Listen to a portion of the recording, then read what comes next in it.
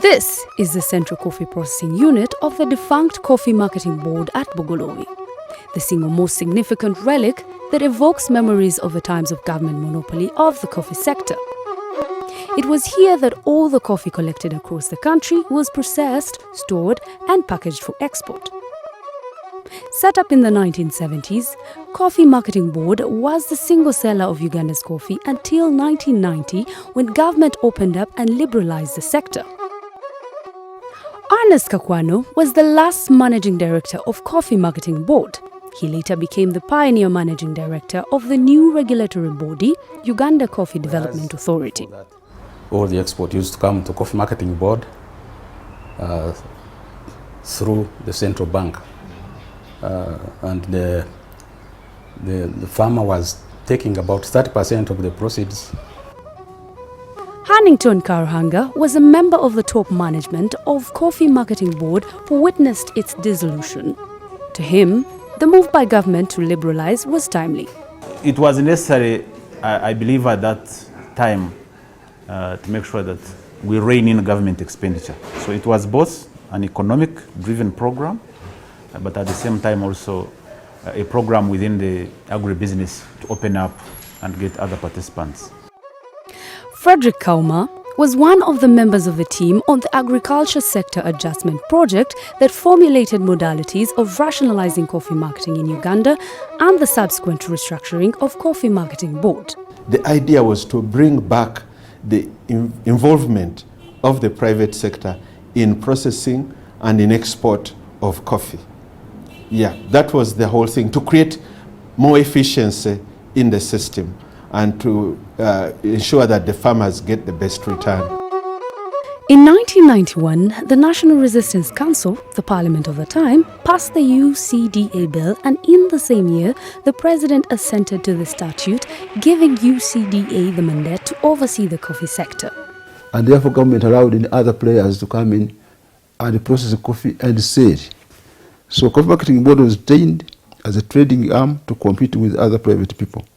Now UCDA was created as a policy body, as an authority to regulate their functions. The new body was now in place with the key mandate of promoting and overseeing the development of the entire coffee industry through supporting research, promoting production, controlling the quality and improving the marketing of coffee in order to optimize foreign exchange earnings for the country and increase farmers' earnings.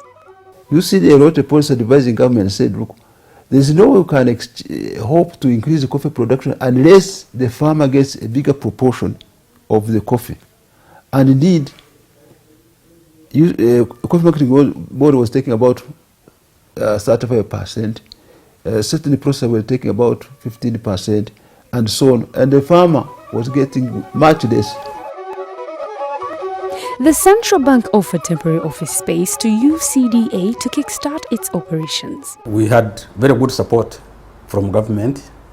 We had very good support from World Bank. They gave us all the budget that we needed for institutional startup, including the money, vehicles, computers, everything that you need to start a new organization. UCDA subsequently transferred to Amber House, and a year later, in 1992, it acquired this building at Ginger Road, which was named Coffee House. It consequently became the home housing the headquarters of UCDA. I think it used to be owned by East Mengo growers who were indebted to Coffee Marketing Board, and we had a trade-off the house for the debt. Uganda ranks the second largest coffee producer in Africa and 10th globally. It is also the largest exporter on the continent. But most significant, Uganda is known as the birthplace of Robusta coffee with enormous genetic resource pool and many different varieties. And you have developed standards. The standards which are descriptive of all the Robusta coffees in the whole world. So Uganda is the reference point of the Robusta standards, and thanks to UCDA, which has maintained the focus on making sure that Uganda is seen as the best country that can have the best coffees in the world. Although the implementation of the UCDA mandate started off on a good footing, the regulatory body's ability to revive the sector was put to test with the outbreak of the Kofi disease in 1993, barely 2 years after its formation. By the end of 2000, all Robusta zones across the country had been affected, reducing production level down to 42%. Areas that were growing coffee most, it started attacking areas in Fort Portal area, especially Kasese area, and of course in Mubende, Mityana, then moved on to Masaka area.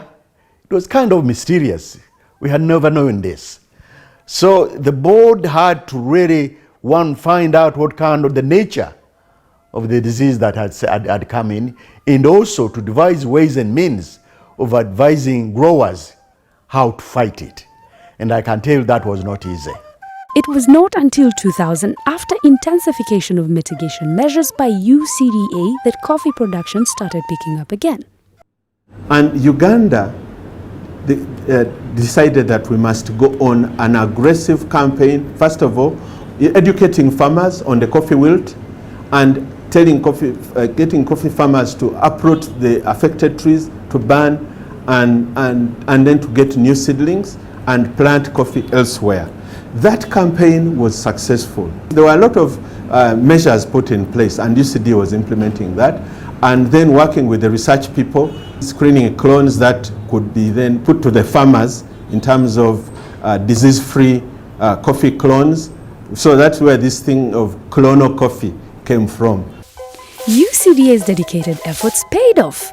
By 2005, Uganda's coffee had relatively recovered and reclaimed its position as the most important agricultural commercial commodity and major foreign exchange earner. The approach was, let's participate in trade exhibitions, let's have trade fairs, trade missions both in and out of Uganda, and let's get to know who our consumers of Ugandan coffee are, and let them also get to know who the producers of Ugandan coffee are, and there we go to fully appreciate the standards which the consuming countries wanted, and they also fully appreciated the conditions and the inherent quality characteristics that the Ugandan coffee has. And I think with that understanding, it paved the way for good trade relationships. UCDA has both the regulatory function but also the development function. So we regulate all aspects of quality, right from the seed through the nurseries, post-harvest handling, but also the final product that is exported to the market. And on the development side, we facilitate the industry to make sure that we have higher volumes that is either produced for sale outside or consumed in the country. Currently, the sector is contributing an annual average of 20% of Uganda's total export, and UCDA's role as a regulator has been very instrumental. One of UCDA's major activities is supply of planting seed from registered and certified seed producers to the nursery operators to produce elite seedlings that are later distributed to several farmers across the country at no cost. They also provide extension support as well as demonstrating good agricultural practices to farmers in Uganda. James Musule, a farmer in Luguzi village, Namayumba Mityana district, is one of the beneficiaries of UCDA's services. He has been in coffee business for 6 years now. After realizing the dire need for quality seedling in his area, Musule approached UCDA, who gave him 20 kilograms of coffee seeds, which he planted and got 10,000 seedlings. Twagala okuyamba abantu b'omu kitundu mu Gombola ne districts ezirinaanyeewo mu byensigo n'okubasembereza ensigo okumpi. Ekyo kimu. Ekyokubiri, okusimbira mu budde. Ensonga yakumeka yakubiri. Ensonga eyokusatu ntwaga okuyigiriza abantu ab'ebika byonna, abakyala, abavubuka, abaami abakulu nti okusimba emmwanyi business. He relied on UCDA for technical advice, which he consistently applied. Ensigo n'amagezi getwaliyisa ag'ekikugu nti mukuyiwa nasale bedi ddagala kiti oyinza okukozesa senga oba olabye akumanyi akeezinze ate n'okuwuliziganya nga tulina empuliziganya nabo. Working with his wife and children, Musule has raised money from selling seedlings that enable him pay university tuition for his 2 children, but most importantly, buying 9 acres of land to fulfill his dream. Kubanga lulimba demokaploti kano nkenja kusimbira ddala omusiri gw'emmwanyi bayita gaggadde. Nakulira mu kyalo bulungi eno wendi wano. Taata yatugambanga nti emmwanyi ye banka y'omunaku.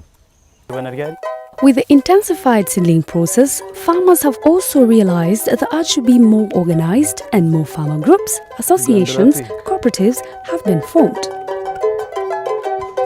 Joseph Nkandu is the founder and executive director of Nukafi, the National Union of Coffee Agribusinesses and Farmer Enterprises, a farmer-based institutional setup that was formed in 2003 by coffee farmers who realized the need to reorganize themselves following the collapse of the Uganda Coffee Farmers Association.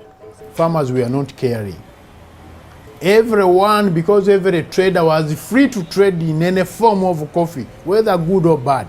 He said, guys, if we are to make money from coffee, we must look after our coffee. And it is the farmer, first and foremost, to take responsibility for your own actions.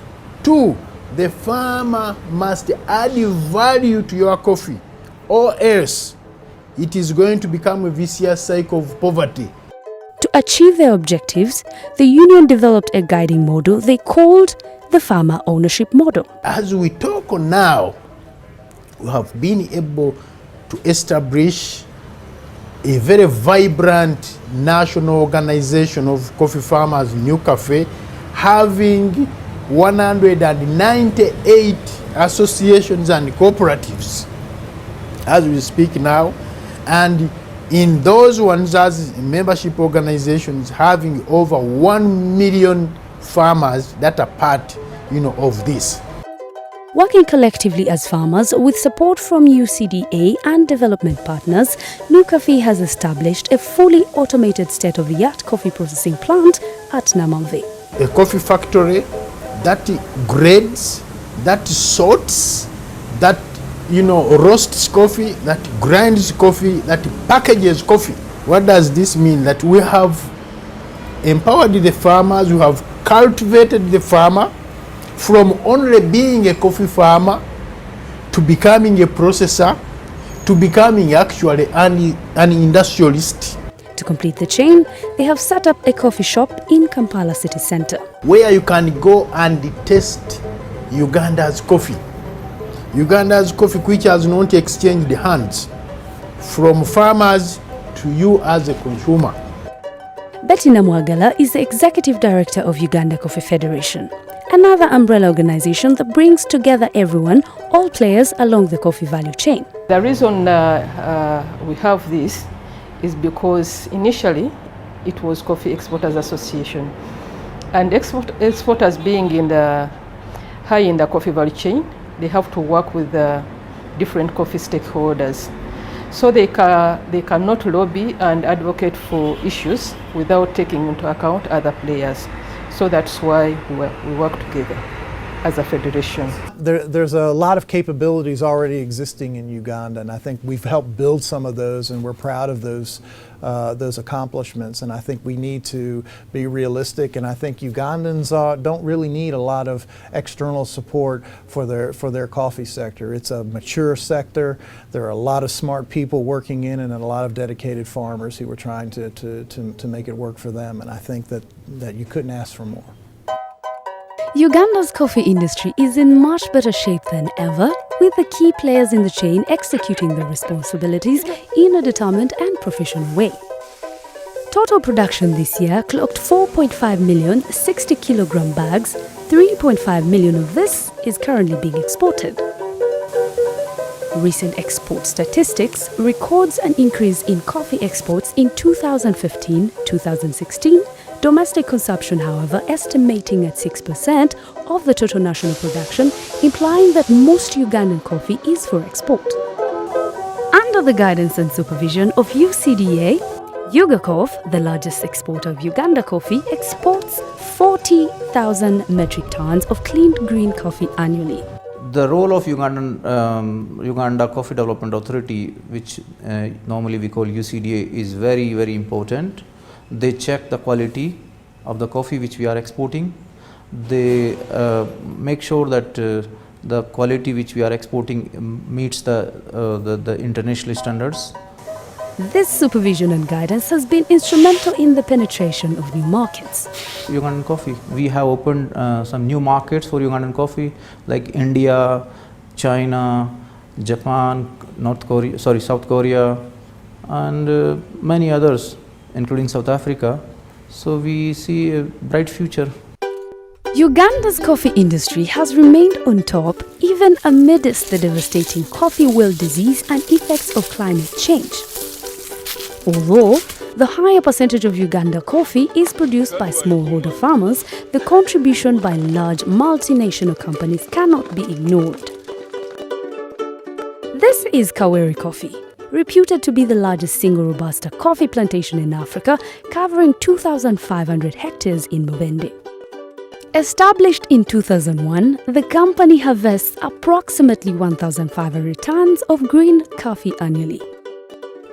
This and many other multinational companies continue to work with UCDA in developing and promoting Uganda's coffee, but most importantly, contributing to the annual $500 million foreign exchange earning for the country. We need to encourage more Ugandans to consolidate smaller holdings and perhaps have slightly larger estates on which they produce coffee. It doesn't look as though the farmer is going to be distressed in the future. It's not going to be a situation like we had in 2001 when coffee prices absolutely collapsed and the whole industry was knocked for six. Quite the reverse, actually. Uganda looks like pretty much a beacon of hope. From having been in a bit of a mess a few years ago, it now looks like a leading light, certainly in Africa in terms of exports. I went to the US about 3 years ago after I'd been here a while, and I found that Starbucks was selling Uganda coffee, labeled Uganda coffee. Under the regulatory oversight of UCDA, Ugandans have embarked on a domestic coffee consumption given the level of enthusiasm exhibited by investors venturing in coffee shops. Through the increased number of coffee shops, coffee drinking is increasingly becoming trendy among youths and middle-income earners. As such, coffee consumption in Uganda has grown tremendously over the years. The development of coffee drinking culture by promoting micro-roasting cafe lifestyle and espresso-based beverages like cappuccino, latte, being crafted by young and highly professional baristas. And as UCDA, we have taken the coffee consumption to the youth